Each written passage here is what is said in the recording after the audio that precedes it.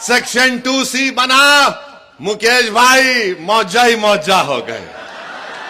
I am happy बोल दिए प्रधानमंत्री।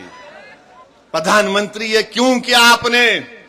ये कानून ये बना दिया कि अगर जितने बिहार में आसार खदीमा के तहत मस्जिदें होंगी, जो दर्जे वक्फ हैं बिहार वक्फ बोर्ड में, वो वक्फ की जायदाद नहीं रहेंगी, आसार कदीमा उसका मालिक होगा।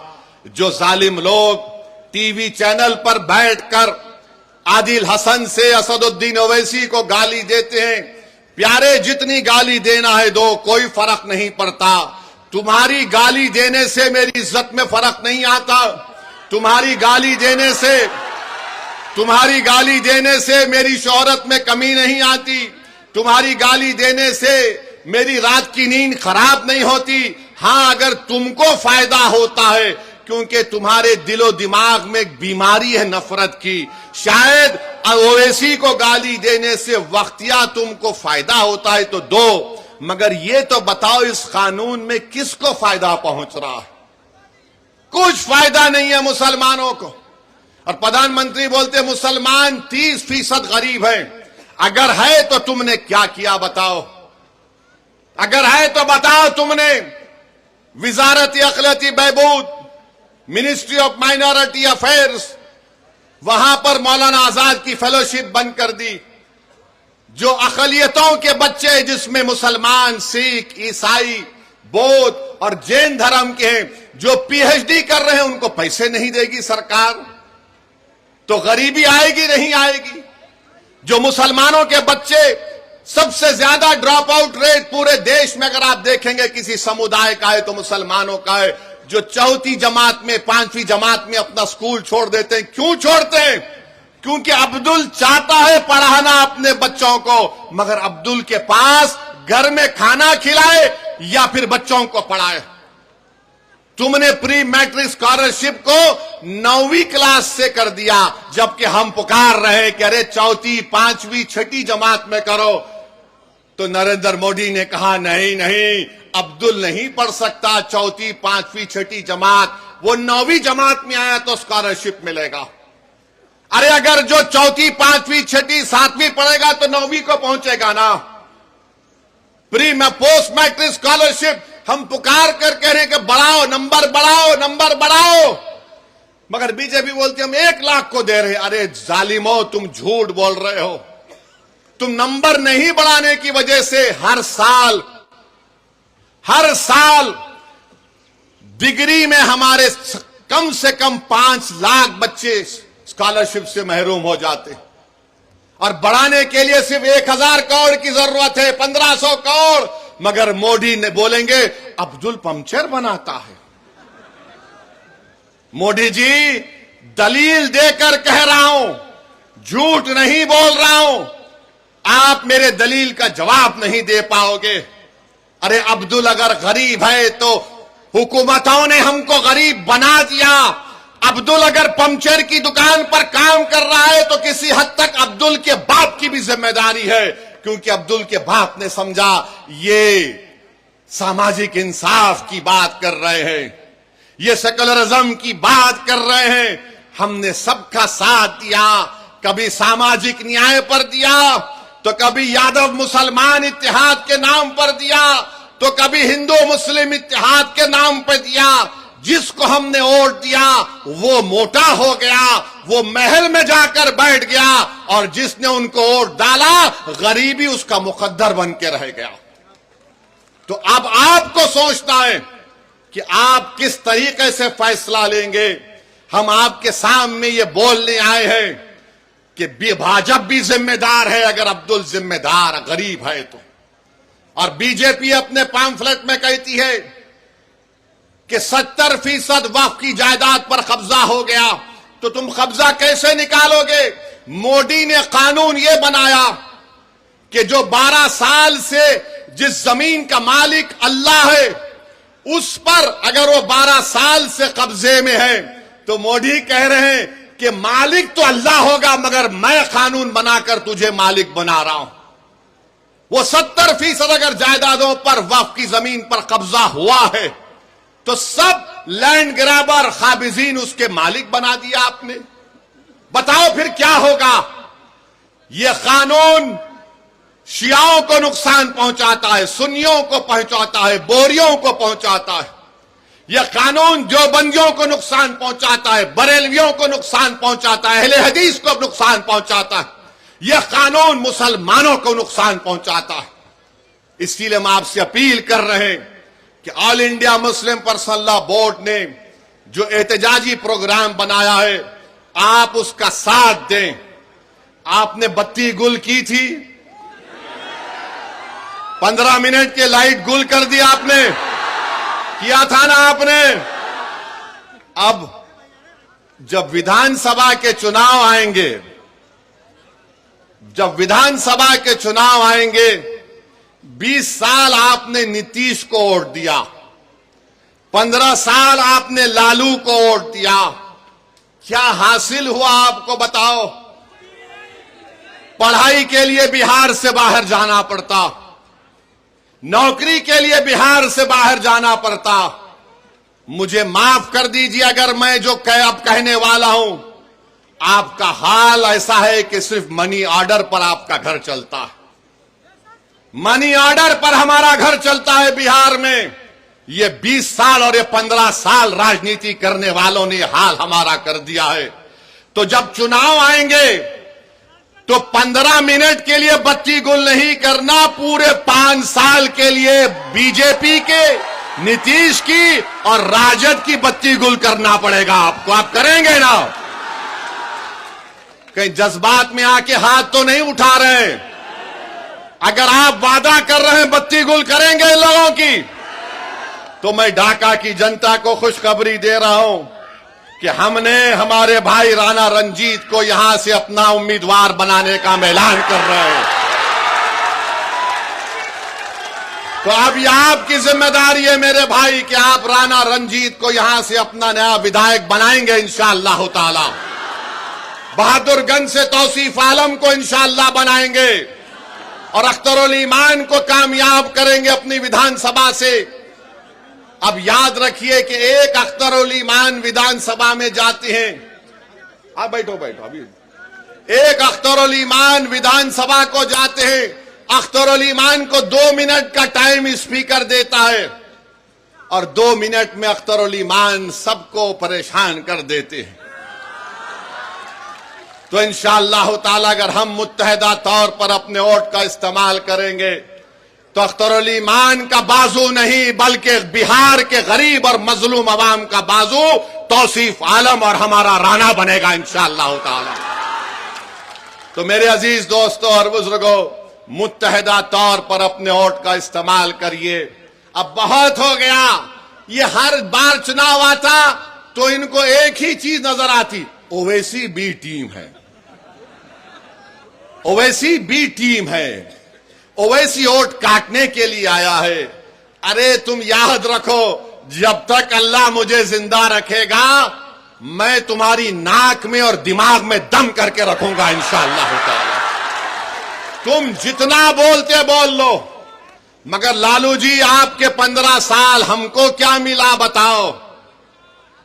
जलसा होने वाला है, इसके बाद क्या होगा, इसके अगल बगल जो विधानसभा है उसका समीकरण क्या बनने जा रहा है, इसकी चर्चा हर चौक चौराहे पे हो रही है।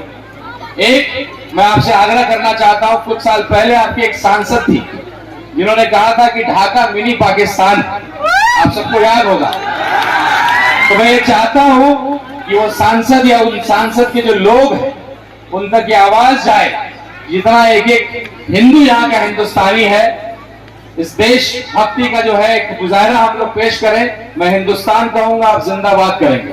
कोई भारत माता की जय कहता है, कोई हिंदुस्तान जिंदाबाद करता है, कोई अपने अंदाज में अपने देशभक्ति को अपने सामने पेश करता है, सबका अंदाज अलग है लेकिन देशभक्ति वही है। तो मैं एक बार ढाका के आवाम से आग्रह करता हूं कि मैं हिंदुस्तान कहूंगा, आप जिंदाबाद करेंगे और ये गिनती जो है हम लोग गिनने का प्रयास करेंगे कितने लोग हम लोग उपस्थित हैं। आप लोग तैयार हैं? तैयार है। उस सांसद को जवाब देने के लिए तैयार है जिसने कहा था कि ढाका पाकिस्तान है।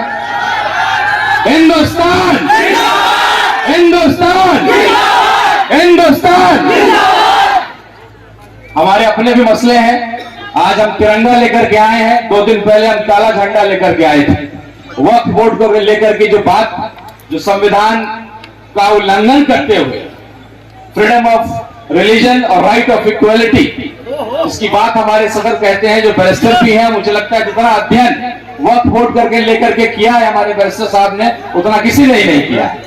तो काला झंडा भी हम दिखाएंगे, और जब वक्त आएगा, जब हमारे दुश्मन ये चाहेंगे कि कश्मीर में धर्म के आधार पर हमारे भाइयों को मारेंगे, और मार करके पूरे भारत में हिंदू मुसलमान की लड़ाई करा करके, क्योंकि पाकिस्तान के पास ऐसा कोई ताकत नहीं है कि वो हिंदुस्तान का मुकाबला कर सके। केवल एक ही उन्होंने सोचा कि हिंदू मुसलमान करके हमें आपस में लड़ा करके हमारे देश में जहर फैला करके वो हमें हरा देंगे, हमें बर्बाद कर देंगे। लेकिन हमारे सदर असदुद्दीन ओवैसी साहब जैसे नेता, हिंदू समाज के भी कई नेता, उन्होंने आकर के पहल किया और फिर से ये साबित किया कि एक एक मुसलमान इस देश का उतना ही भक्त है। पुराना इतिहास है, इंडिया गेट पे आपका नाम दर्ज है। आपकी जनसंख्या तब भी कम थी, लेकिन जितना जनसंख्या आपके इंडिया गेट पे लिखा हुआ है, आपके शहीदों का नाम लिखा हुआ, दोबारा नौबत आएगा तो ढाका नहीं, पूरे देश का एक एक मुसलमान सीने पे गोली खाने के लिए तैयार है। पोस्ट मैट्रिक स्कॉलरशिप हम पुकार कर कह रहे हैं कि बढ़ाओ, नंबर बढ़ाओ, नंबर बढ़ाओ, मगर बीजेपी बोलती हम 1 लाख को दे रहे। अरे जालिमो, तुम झूठ बोल रहे हो। तुम नंबर नहीं बढ़ाने की वजह से हर साल डिग्री में हमारे कम से कम 5 लाख बच्चे स्कॉलरशिप से महरूम हो जाते, और बढ़ाने के लिए सिर्फ 1000 करोड़ की जरूरत है, 1500 करोड़। मगर मोदी ने बोलेंगे अब्दुल पंचर बनाता है। मोदी जी, दलील देकर कह रहा हूं, झूठ नहीं बोल रहा हूं। आप मेरे दलील का जवाब नहीं दे पाओगे। अरे अब्दुल अगर गरीब है तो हुकूमतों ने हमको गरीब बना दिया। अब्दुल अगर पंचर की दुकान पर काम कर रहा है तो किसी हद तक अब्दुल के बाप की भी जिम्मेदारी है, क्योंकि अब्दुल के बाप ने समझा ये सामाजिक इंसाफ की बात कर रहे हैं, ये सेकुलरिज्म की बात कर रहे हैं। हमने सबका साथ दिया, कभी सामाजिक न्याय पर दिया, तो कभी यादव मुसलमान इत्तेहाद के नाम पर दिया, तो कभी हिंदू मुस्लिम इत्तेहाद के नाम पर दिया। जिसको हमने वोट दिया वो मोटा हो गया, वो महल में जाकर बैठ गया, और जिसने उनको वोट डाला गरीबी उसका मुकद्दर बन के रह गया। तो अब आपको सोचना है कि आप किस तरीके से फैसला लेंगे। हम आपके सामने ये बोलने आए हैं कि भाजपा भी जिम्मेदार है अगर अब्दुल जिम्मेदार गरीब है तो। और बीजेपी अपने पैम्फलेट में कहती है कि 70% वक्फ की जायदाद पर कब्जा हो गया, तो तुम कब्जा कैसे निकालोगे? मोदी ने कानून यह बनाया कि जो 12 साल से जिस जमीन का मालिक अल्लाह है, उस पर अगर वो 12 साल से कब्जे में है तो मोदी कह रहे हैं कि मालिक तो अल्लाह होगा, मगर मैं कानून बनाकर तुझे मालिक बना रहा हूं। वो 70% अगर जायदादों पर वक्फ की जमीन पर कब्जा हुआ है तो सब लैंड ग्रैबर काबिजीन उसके मालिक बना दिया आपने। बताओ फिर क्या होगा? यह कानून शियाओं को नुकसान पहुंचाता है, सुन्नियों को पहुंचाता है, बोरियों को पहुंचाता है। यह कानून देवबंदियों को नुकसान पहुंचाता है, बरेलवियों को नुकसान पहुंचाता है, अहले हदीस को नुकसान पहुंचाता है। यह कानून मुसलमानों को नुकसान पहुंचाता है। इसलिए हम आपसे अपील कर रहे हैं कि all India Muslim personal law board ने जो एहतजाजी प्रोग्राम बनाया है, आप उसका साथ दें। आपने बत्ती गुल की थी, 15 मिनट के लाइट गुल कर दी आपने, किया था ना आपने। अब जब विधानसभा के चुनाव आएंगे, जब विधानसभा के चुनाव आएंगे, 20 साल आपने नीतीश को वोट दिया, 15 साल आपने लालू को वोट दिया, क्या हासिल हुआ आपको बताओ? पढ़ाई के लिए बिहार से बाहर जाना पड़ता, नौकरी के लिए बिहार से बाहर जाना पड़ता। मुझे माफ कर दीजिए अगर मैं जो अब कहने वाला हूं आपका हाल ऐसा है कि सिर्फ मनी ऑर्डर पर आपका घर चलता है। मनी ऑर्डर पर हमारा घर चलता है बिहार में। ये 20 साल और ये 15 साल राजनीति करने वालों ने हाल हमारा कर दिया है। तो जब चुनाव आएंगे तो 15 मिनट के लिए बत्ती गुल नहीं करना, पूरे 5 साल के लिए बीजेपी के, नीतीश की और राजद की बत्ती गुल करना पड़ेगा आपको। आप करेंगे ना? कहीं जज्बात में आके हाथ तो नहीं उठा रहे? अगर आप वादा कर रहे हैं बत्ती गुल करेंगे इन लोगों की, तो मैं ढाका की जनता को खुशखबरी दे रहा हूं कि हमने हमारे भाई राणा रंजीत को यहां से अपना उम्मीदवार बनाने का ऐलान कर रहे हैं। तो अब ये आपकी जिम्मेदारी है मेरे भाई कि आप राणा रंजीत को यहां से अपना नया विधायक बनाएंगे इंशाअल्लाह ताला। बहादुरगंज से तौसीफ आलम को इंशाअल्लाह बनाएंगे और अख्तरुल ईमान को कामयाब करेंगे अपनी विधानसभा से। अब याद रखिए कि एक अख्तरुल ईमान विधानसभा में जाते हैं। आप बैठो बैठो अभी। एक अख्तरुल ईमान विधानसभा को जाते हैं, अख्तरुल ईमान को 2 मिनट का टाइम स्पीकर देता है और 2 मिनट में अख्तरुल ईमान सबको परेशान कर देते हैं। तो इंशाअल्लाह ताला अगर हम मुत्तहदा तौर पर अपने वोट का इस्तेमाल करेंगे तो अख्तरुल ईमान का बाजू नहीं बल्कि बिहार के गरीब और मजलूम अवाम का बाजू तौसीफ आलम और हमारा राणा बनेगा इंशाअल्लाह ताला। तो मेरे अजीज दोस्तों और बुजुर्गों, मुत्तहदा तौर पर अपने वोट का इस्तेमाल करिए। अब बहुत हो गया, ये हर बार चुनाव आता तो इनको एक ही चीज नजर आती, ओवैसी बी टीम है, ओवैसी बी टीम है, ओवैसी वोट काटने के लिए आया है। अरे तुम याद रखो, जब तक अल्लाह मुझे जिंदा रखेगा मैं तुम्हारी नाक में और दिमाग में दम करके रखूंगा इंशाअल्लाह ताला। तुम जितना बोलते बोल लो, मगर लालू जी आपके 15 साल हमको क्या मिला बताओ? नीतीश 20 साल बताओ बिहार के गरीबों को क्या मिला? आप 20 साल मुख्यमंत्री रहे।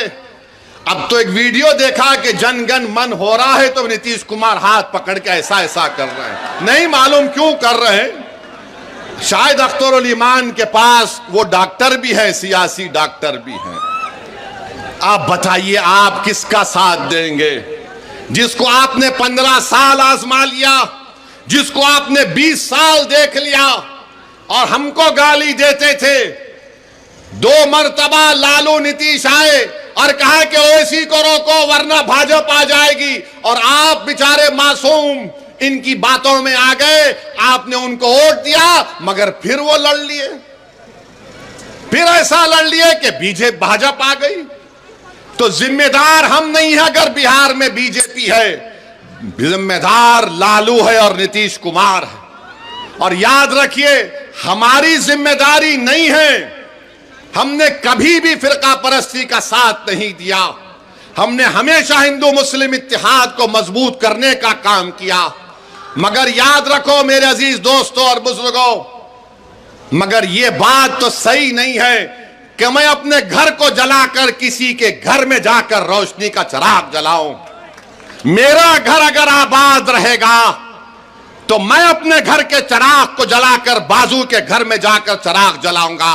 हम 50 साल से अपने घर के चिराग को गुल करके, अपने घर को जलाकर राख करके किसी और के महल को रोशन कर रहे हैं। अब महल किसी का रोशन नहीं होगा, पहले राणा के घर में हम चिराग जलाएंगे, तौसीफ आलम के घर में चिराग जलाएंगे, अख्तरुल ईमान को कामयाब करेंगे।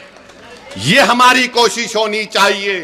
तुमने देख लिया कि भारत की पार्लियामेंट में बहुत है, मगर अगर तुम्हारी अजमत का मसला आता है, तुम्हारी गीरत का मसला आता है, तुम्हारे तहफ्फुज़ का मसला आता है, तुम्हारे हुकूक का मसला आता है, तो कौन आवाज उठाता है? उसका पार्टी का नाम मजलिस इत्तेहादुल मुस्लिमीन है। तो हम आपसे ही अर्ज करने आए हैं कि अपने इत्तेहाद को मजबूत रखिए और हमारे जाने के बाद ये जितने फिरका परस्त लोग हैं, ये अब अपने काम पे लग जाएंगे। ये जितने नाम निहाल सेकुलर लोग हैं वो भी काम पे लग जाएंगे। दोनों तरफ शैतान है। शैतानों की मीटिंग होगी और बोलेंगे अब क्या करें। इसने तो राणा को हमारे सर पे लाके बिठा दिया। एक अख्तर परेशान कर रहा था तो तौसीफ भी आ गया। तो मेरे अजीज दोस्तों और बुजुर्गों, इनके झूठे प्रोपेगेंडे को आपको मुस्तरद करना है।